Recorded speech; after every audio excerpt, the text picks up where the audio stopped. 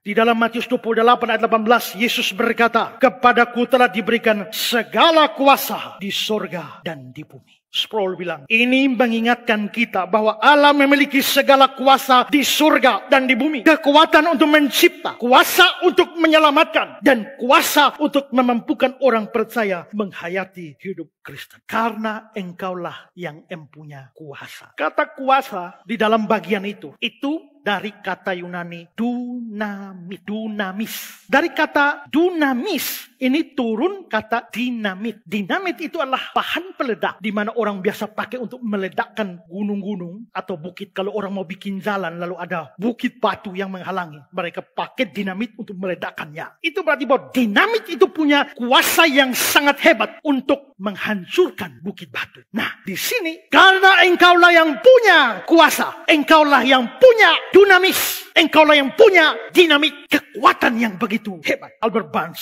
dia bilang, engkaulah yang empunya kuasa, engkau memiliki kuasa atau kekuatan untuk melakukan apa yang kami minta. Kami lemah dan tidak bisa melakukannya, tapi engkau adalah yang maha kuasa dan segala sesuatu mungkin bagimu. Ingat, ini ada dalam konteks doa. Setelah kita berdoa, Bapa kami yang di surga, minta banyak hal, engkaulah yang empunya kuasa. Berarti permintaan kita kepada Dia didasarkan pada Dia yang mempunyai kuasa.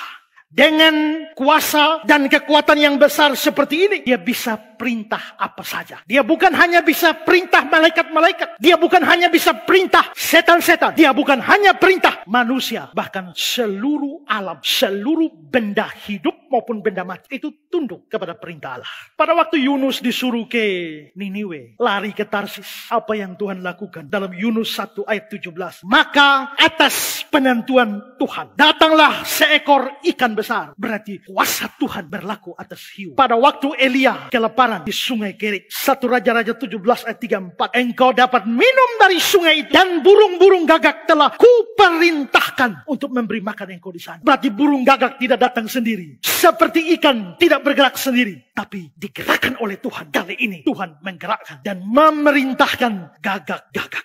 Israel ditindas cukup lama di Mesir. Orang Mesir jahat-jahat mempergunakan tenaga mereka membangun Mesir. Tapi Israel sendiri menderita di sana. Tapi ketika Israel mau keluar dari Mesir, Tuhan berbuat sesuatu keajaiban di hati orang Mesir. Keluaran 12:36. Tuhan membuat orang Mesir bermurah hati terhadap bangsa itu, sehingga memenuhi permintaan mereka. Tuhan bikin orang Mesir yang pelit itu bermurah hati, memenuhi permintaan Israel. Israel minta apa saja, minta kambing, minta domba, minta apa saja.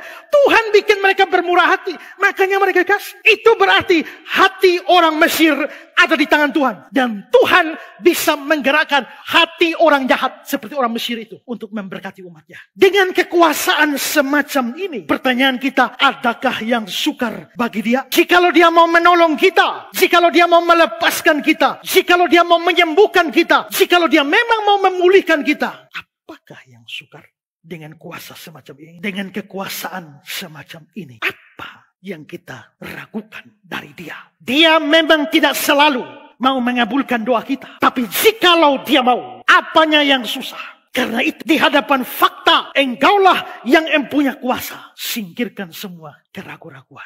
Saya tidak percaya bahwa Tuhan selalu mau bikin mujizat untuk setiap orang. Kadang-kadang Tuhan biarkan dia tidak sembuh, tidak sehat. Kadang-kadang Tuhan mau sembuhkan banyak orang. Kadang satu orang saja, kadang satu orang pun tidak. Yang saya tidak percaya adalah kalau orang tidak sembuh berarti tanda bahwa orangnya tidak beriman. Bisa, tapi tidak selalu. Yang saya tidak percaya adalah ukuran hamba Tuhan sejati dari mujizatnya. Karena Yohanes Pembaptis seorang yang benar, pemberitaannya benar, tapi dia tidak pernah bikin satu mujizat pun. Yang saya tidak percaya adalah bahwa semua kesembuhan harus sifatnya mujizat. Semua harus sembuh, kesembuhan ilahi. Ada kesembuhan ilahi, ada kesembuhan psikologis. Kesembuhan psikologis itu untuk penyakit yang disebabkan masalah psikologis. Tekanan jiwamu membuat kamu sakit. Kalau begitu ketika jiwamu dilepaskan dari tekanan, kamu sembuh. Makanya Alkitab bilang hati yang gembira adalah obat. Ya kan? Itu untuk penyakit psikologis. Kalau jatuh tabrakan patah tulang, karena Alkitab bilang hati yang gembira adalah obat. Coba kau gembira, saya lihat coba tulangmu sambung atau tidak. Tidak bisa, tulang tidak bisa langsung sambung. Hanya hanya karena hati yang gembira. Ada kesembuhan yang sifatnya biasa. Sakit, minum obat, sembuh. Ada kesembuhan ilahi. Tapi Tuhan tidak selamanya mau menyembuhkan dengan kesembuhan ilahi. Makanya Paulus bilang kepada Timotius, berhubung pencernaanmu terganggu, jangan minum air saja, tambahkan anggur. Karena anggur waktu itu adalah obat. Jadi saya percaya mujizat ada. Jikalau Tuhan mau, hal yang mustahil sekalipun bisa terjadi. Bagian kita adalah, kalau dia punya kuasa, tidak boleh ragukan. Jikalau dia yang punya kuasa, bukan soal aku atau engkau, tapi soal dia. Karena engkaulah yang empunya kuasa. Sekali lagi, dia memang tidak selalu mau kabulkan doa kita. Tapi jika dia mau, tidak ada yang suka.